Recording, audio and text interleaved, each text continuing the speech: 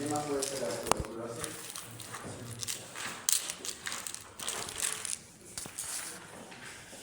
A ver, el concepto básico que tienen que saber es una enfermedad infecto-contagiosa, la tuberculosis. Es lo primero que tienen que saber de la tuberculosis. Enfermedad infecto-contagiosa, granulomatosa, respiratoria. Ahora, como pequeña introducción a la tuberculosis, una tuberculosis maltratada o no tratada tiene 70% de mortalidad. También la tuberculosis es muy frecuente acá en Bolivia. Hay muchos casos de tuberculosis. Está en San Juan de Dios. Ahora, los principales pacientes que se van a infectar de tuberculosis van a ser los inmunodeprimidos. Y en los inmunodeprimidos tenemos los pacientes con VIH, principalmente. VIH y diabéticos. Entonces tengan en cuenta esos dos pacientes, VIH y diabéticos.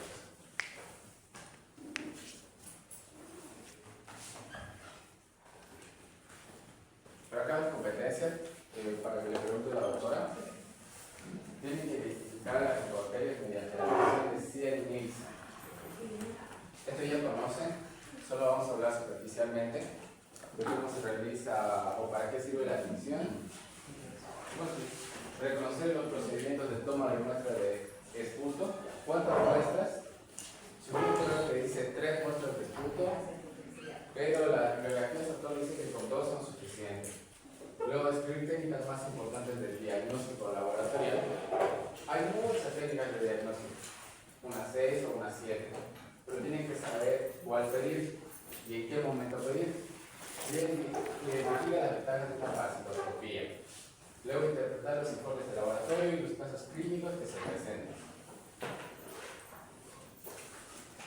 Ahora, como historia, para que conozcan, el Mycobacterium tuberculosis, el bacilo, también se llama bacilo de Koch. Y este bacilo de Koch es por este científico, Robert Koch, fue quien descubrió al bacilo Mycobacterium de tuberculosis. Se hizo famoso por descubrir el bacilo el 24 de marzo de 1862, así como el bacilo de cólera, y por el desarrollo de la cosa es el nombre de... Lo importante es que el nombre de este Mycobacterium tuberculosis igual lo van a encontrar como bacilo de Koch, es lo mismo, bacilo de Koch, y es por este científico que descubrió al bacilo de Koch. En su honor se puso bacilo de Koch. Robert Koch se llama, luego este médico. Acuérdense el año porque hay una pregunta de su guía de qué año se descubrió. La tuberculosis, enfermedad social infecto-contagiosa, producido por el Mycobacterium tuberculosis. Ahora, ustedes que ya saben la tuberculosis, ya conocen el género Mycobacterium. ¿Solo el único que puede causar la tuberculosis el Mycobacterium tuberculosis o puede causarlo otra especie? El Mycobacterium. El único puede causar De la lepra. ¿Pero qué más? ¿Qué es? tuberculosis extrapulmonar. Esto es pero ¿qué otro tipo de tuberculosis es el Mycobacterium? ¿Cuáles más hay? Aparte del Leprai y el Micoplasma. tuberculosis. Mycobacterium avium. Bueno, Avium. ¿ya? ¿Cuál más? Kansai. Ya. ¿Leyeron de la vacuna o la doctora explicó la vacuna? Mycobacterium bovis. Mycobacterium bovis. Ahora se habla de Mycobacterium tuberculosis, la bibliografía menciona, lo dividen en dos: Mycobacterium tuberculosis y complejo Mycobacterium. En el complejo Mycobacterium ya van a estar otras especies que no son la tuberculosis, puede estar el bovis, puede estar el avium, que es la que van a producir tuberculosis rara. Si se menciona del bovis, se menciona que se puede contagiar de vía oral a través de la leche leche mal pausterizada.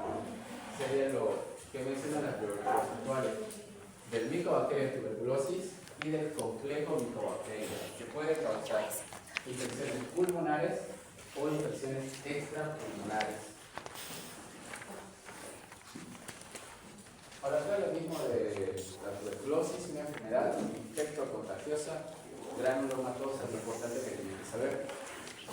La principal vía de contagio es aérea. Cuando las personas infectadas tosen, estornudan o escupen. Cuando las personas tosen, sueltan las gotitas de fluye. Para la traducción de una persona enferma, puede soltar más de 2000 gotitas.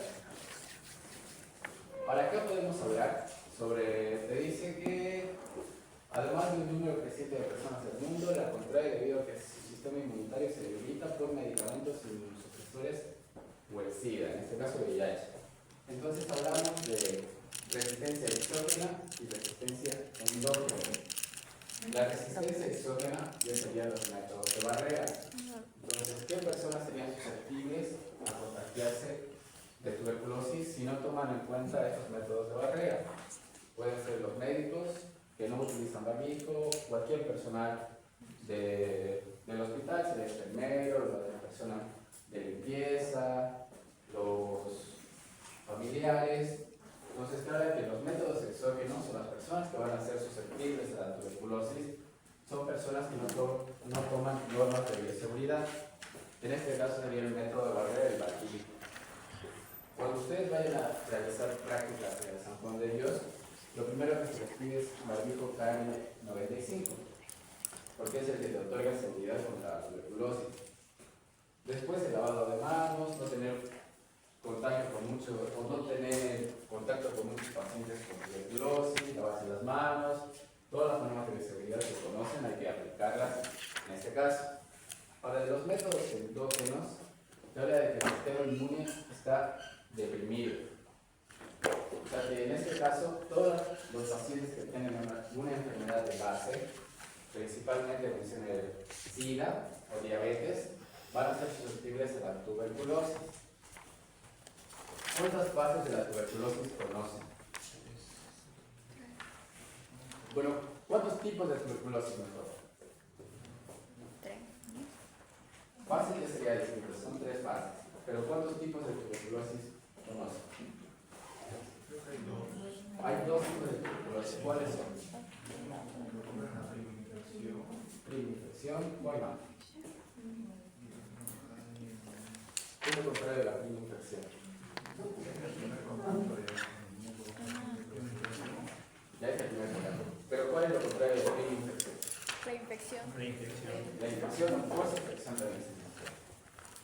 Ahora, para que lo tengan más en claro, 2 tipos de tuberculosis. Primaria o secundaria. Primaria y secundaria. La primaria sería lo que estoy diciendo, la prima-infección, el primer contacto que tiene un paciente con los bacilos de Koch. Para la secundaria es cuando ya se produce la enfermedad. Entonces, en este caso tiene que saber diferenciar los términos de infección y enfermedad. Porque la infección puede tener contacto con los bacilos, pero puede ser asintomático o no, o puede tener alguna sintomatología leve, no va a ser grave. En cambio, la enfermedad pulmonar ya es grave. O sea, ya tiene la enfermedad, ya se está desarrollando en los alveolos. Ahora, eso más adelante lo explicamos por un mapa. Acá, igual de epidemiología, para que tomen en cuenta la importancia que tiene esta tuberculosis, el 33% de la población mundial la presenta en su forma latente. Latente quiere decir una etapa entre la primaria y la secundaria. Ya no se maneja actualmente tuberculosis latente. Directamente se toma en cuenta que cuando esté en latente está en la prima infección, está en la primaria. Está dentro de las 10 causas de muerte primaria. En Bolivia igual es una de las causas más graves. ¿Verdad? Bolivia y Perú. Factores de riesgo, la pobreza, negligencia del diagnóstico y el tratamiento. En este caso de la tuberculosis sí les voy a exigir el tratamiento que lo conozcan muy bien, importante. Después tenemos las personas con VIH. Se van a sorprender ustedes cuando vayan al San Juan de Dios y vean a los pacientes. Es común ver a personas con VIH en el San Juan de Dios. Casi la mayoría tiene VIH.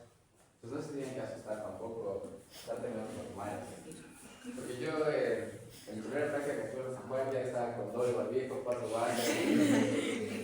No sé, fue miedo, pero después ya he visto las cosas, ya tampoco exageras. Ya te dice que en Santa Cruz igual presenta el 42% de enfermos con tuberculosis en Santa Cruz. Estos datos son de 2022, entonces ya deberían subir incluso más. Pero solo para que tengan una idea, Santa Cruz tiene el mayor porcentaje de casos con tuberculosis. Ahora, acá están los signos y síntomas. Importante es que conozcan. Obviamente tienen que saber que un paciente no va a tener todos estos signos y tampoco todos estos síntomas. Puede ser asintomático o puede ser sintomático. En un caso que el paciente sea asintomático, ¿con qué prueba ustedes diagnosticarían tuberculosis? Que un paciente sea asintomático, pero sospechan por contacto, digamos, su mamá tuvo tuberculosis, su mamá está con tuberculosis. Prueba de tuberculina positiva. ¿Qué es la PPD entonces? ¿Qué significa PPD? Derivado proteico purificado. Un derivado de proteínas ya purificado. Y entonces, hablando de la clínica, que tienen que saberlo, los síntomas generales, como cualquier infección: fiebre, astenia, adinamia, puede haber escalofríos, incluso puede haber cefalea en los primeros días. Pero lo característico acá que tienen que saber es lo que le dice diaforesis. ¿Qué es diaforesis? Sudoración Sudoración excesiva. ¿Y por qué se va a dar esa sudoración excesiva? por la fiebre. Por la fiebre. El paciente va a tener mucha fiebre. Luego lo que adelgazamiento y anorexia tienen que ir juntos. Cuando ustedes van a ver a un paciente con tuberculosis grave, se habla de la fase caquética. El paciente está anoréxico, no come. Es lo característico. Cuando un paciente ya tenga una tuberculosis avanzada o una tuberculosis secundaria grave, el paciente va a estar anoréxico, va a estar delgado. Luego los síntomas locales, todos con expectoración por más de 15 días, se conoce como sintomático respiratorio. Todos con expectoración por más de 15 días, asintomático respiratorio. Ahora, hemoptisis. ¿Qué es hemoptisis? Expectoración con sangre. Expectoración con sangre. La disnea es no poder respirar y dolor de pecho. Entonces, lo que llamaría la atención en este caso, mayormente en todos los pacientes de tuberculosis, es la tos con expectoración por más de 15 días. Hemoptisis, disnea y dolor de pecho. Ahora sí, si ven todos los signos y síntomas, se puede confundir con alguna otra infección respiratoria. ¿Con qué infección harían un diagnóstico diferencial de tuberculosis? Neumonía primero, después.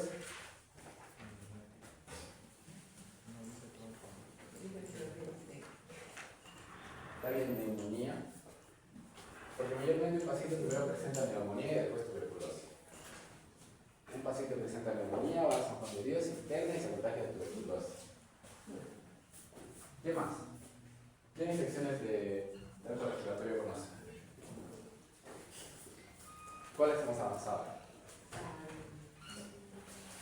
La hepatitis sería tracto respiratorio superior. No podría ser un diagnóstico diferencial. El tracto respiratorio inferior.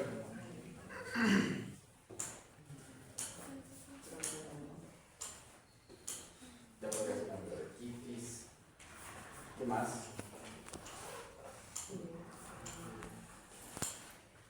principalmente neumonía y bronquitis. Puede ser un diagnóstico diferencial, porque en las dos patologías van a haber expectoración, pero no van a ser de 15 días.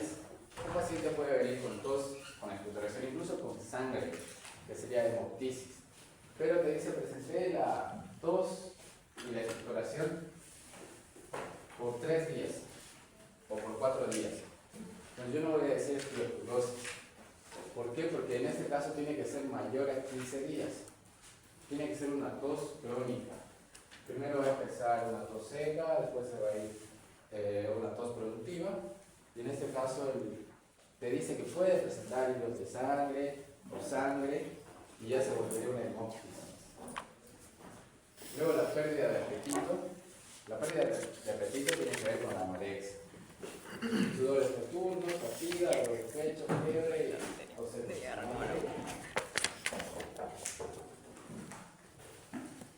Ahora, esta parte es importante. Tuberculosis, no solo hay tuberculosis pulmonar, igual hay una tuberculosis extrapulmonar.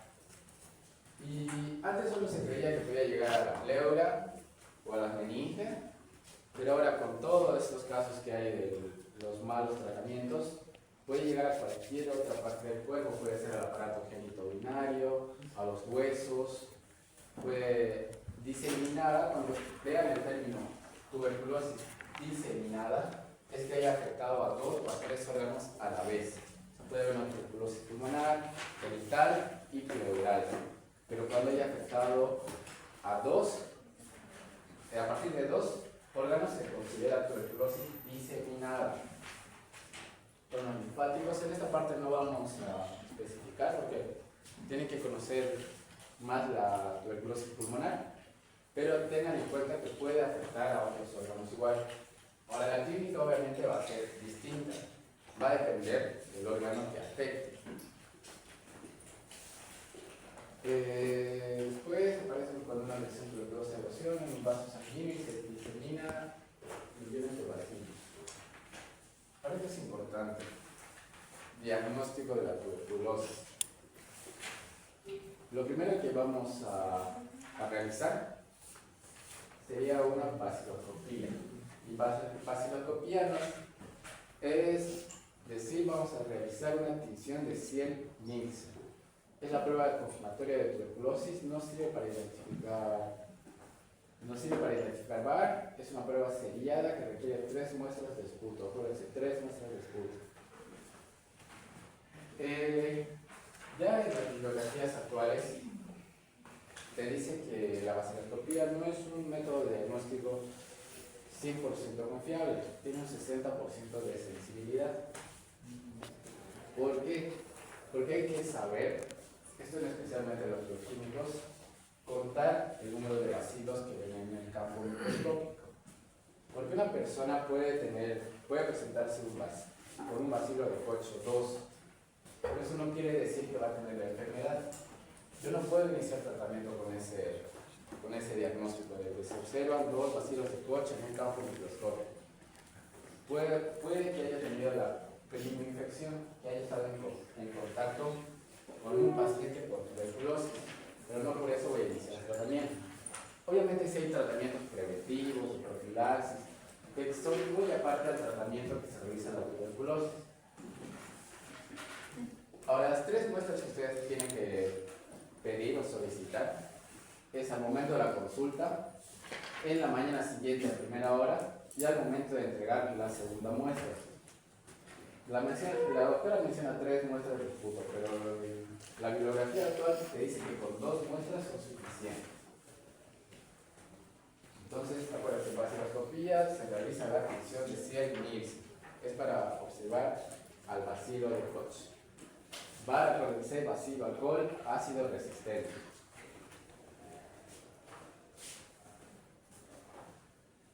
Ahora, aquí las indicaciones de la toma de muestra de esputo. El envase debe ser de plástico, de boca ancha, tapa rosada o de rosca. Etiquetar el nombre del paciente, fecha de recolección, diagnóstico, de tratamiento y el número de la muestra. indicar al paciente que se enjuague la boca con agua, indicar al paciente que no escupa secreciones salivales, porque eso es igual común, que el paciente, en vez de entregarte esputo, te da saliva. Y en la saliva, como saben que hay microbiota de la boca, van a salir otras bacterias. Entonces ahí está contaminada. Tiene que ser esputo, que es una secreción desde los alveolos. Tiene que ir desde adentro. La expectoración debe ser mucopurulenta para asegurar que la reproducción fue exitosa, de 3 a 5 ml, puede ser incluso un poco menos. Después de haber obtenido la primera muestra, se debe entregar al paciente 2 recipientes para que realice una segunda y una tercera recolección. Lo se hace 3 casos. Para qué está lo que se maneja en los informes, lo que a ustedes les va a llegar cuando pidan una microscopía. Los informes tienen que tomar en cuenta los signos positivos, o sea, el más, ese positivo 1, y abajo está con 2, y abajo está con 3. Eso depende del número de bacilos que se haya encontrado en la muestra, o dependiendo del campo microscópico. Porque eso es lo que les decía. Positivo te dice que es 1 a 9 bar, ya va a dar positivo la osciloscopía. Pero solo se observa de 1 a 9. En este caso podríamos estar hablando solo de una infección. O sea, de una primoinfección, de una tuberculosis primaria, que puede ser asintomática o puede ser leve, pero no llega a enfermedad. Entonces, positivo ya con 2 cruces, de 1 a 9 por campo microscópico. Positivo con 3 cruces, que ya es lo que te confirmaría recién la enfermedad de la tuberculosis, más de 10 bar por campo microscópico. Entonces tomen en cuenta este cuadrito, el informe laboratorial de una baciloscopía. Ahora la baciloscopía, después de la baciloscopía tenemos el diagnóstico de la tuberculosis con cultivo de muestra. Ahora a ustedes yo les pregunto, cuando llega un paciente con tuberculosis, ¿ustedes esperarían que salga el cultivo? No. ¿O haría tratamiento después o antes del cultivo? Ya, está bien porque el cultivo de la tuberculosis tarda mucho. Usted dice 4 a 6 semanas, pero son casi 4 meses que tarda el cultivo, 12 semanas. Se dice que es el más utilizado que nada en tuberculosis, extrapulmonares, emplea el medio del globo Jensen, y de 4 a 6 semanas, o las bibliografías mencionan 12 semanas, 4 meses. Ahora, el cultivo no se utiliza para realizar diagnóstico. El cultivo, como la doctora dice, es más para ver la resistencia a antibióticos, para realizar el antibiograma. Obviamente pueden estar empezando con el tratamiento empírico, con el tratamiento prescrito, pero para confirmar la resistencia se tiene que hacer cultivo, o sea que se pide en orden los exámenes. Primero pide una baciloscopía, luego van a pedir un cultivo, hay pruebas de sensibilidad. Ahora ya hay otros métodos de diagnóstico que son más rápidos, son a las 2 o 3 horas máximo. Y en este caso hablamos de lo que es el GeneXpert. Ahora, la ventana de esta prueba es que te va a detectar igual resistencia a la rifampicina. La rifampicina es un antibiótico. ¿De qué grupo es la rifampicina? La rifampicina. ¿Cuál? ¿De qué grupo es la rifampicina? De la rifampicina. Ya, pero rifampicina, ¿sabes? Ya. Y entonces, ahorita vamos a hablar del tratamiento, pero es importante que conozcan que el GeneXpert puede confirmarme tuberculosis y a la vez te dice si es sensible o no sensible a la rifampicina. Sensible o no sensible a la rifampicina, acuérdense de rifampicina. Es una prueba rápida que te dice y su resistencia es en 2 horas, o sea, el resultado va a salir en 2 horas o máximo 3 horas. Es una reacción en cadena de la polimerasa en tiempo real. Priorizar el uso del método diagnóstico GeneXpert en los siguientes grupos: pacientes retratados, o sea, pacientes que hayan vuelto a caer, personas privadas de libertad, pacientes con VIH, pacientes con TB extrapulmonar y pacientes que su vaciloscopía sea negativa, pero la clínica sea positiva. Puede haber casos iguales. Entonces, el mejor diagnóstico para tuberculosis tendría que ser lo que es el G-Expert. ¿Por qué? Porque aparte de darme el diagnóstico, me da una prueba de sensibilidad, y en este caso la rifampicina. Ahora hay varios otros estudios, incluso hay otros métodos diagnósticos que te dan sensibilidad de 2 antibióticos, de isoniazida, pero creo que no se tiene acá en Bolivia.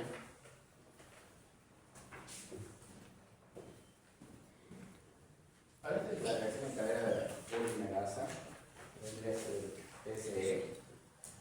El PCR va a detectar cualquier proteína, antígeno de la bacteria, lo va a amplificar y con eso se hace el diagnóstico. Ahora acá está todo lo que les hablaba al principio de la PPD, que también se llama prueba de Mantoux o de la tuberculina. Proteína purificada es un derivado de proteína purificada. Es positiva tanto en la infección latente como en la activa. Y por lo tanto no puede distinguir entre las dos. Pues no puede distinguir entre una primaria y una secundaria. El ser latente quiere decir primero que ya haya pasado la primaria, la primera infección. Y latente es una que estaría entre la primaria y la secundaria. Se utiliza para ver si la persona ha tenido contacto con tuberculosis, lo que les decía. Ahora se inyecta, ¿cómo se realiza? Se inyecta el derivado vía subcutánea y se tiene que ver la reacción al antígeno de la tuberculina. Se tiene que medir el halo y ya depende de cuánto mide, es que se confirma el diagnóstico. ¿Para qué está esto? Lo que es importante que conozcan. Y eso sí les voy a exigir. No les voy a exigir tanto en dosis, pero sí el tratamiento. Ahora, hablando del tratamiento, tenemos una etapa inicial, una etapa de continuación. Ahora, ¿quién ha leído un poquito ya de tratamiento?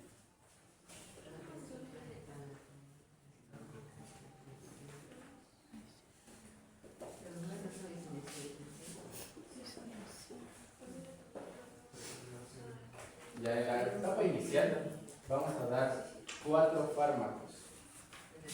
En este caso de la diapositiva, olvídense la estreptomicina. Ya no se utiliza estreptomicina en este caso. ¿Por qué? Porque tienen varios efectos adversos. La estreptomicina se quitó de tratamiento. Solo tenemos isoniazida, etabutor, rifampicina y piracinamida.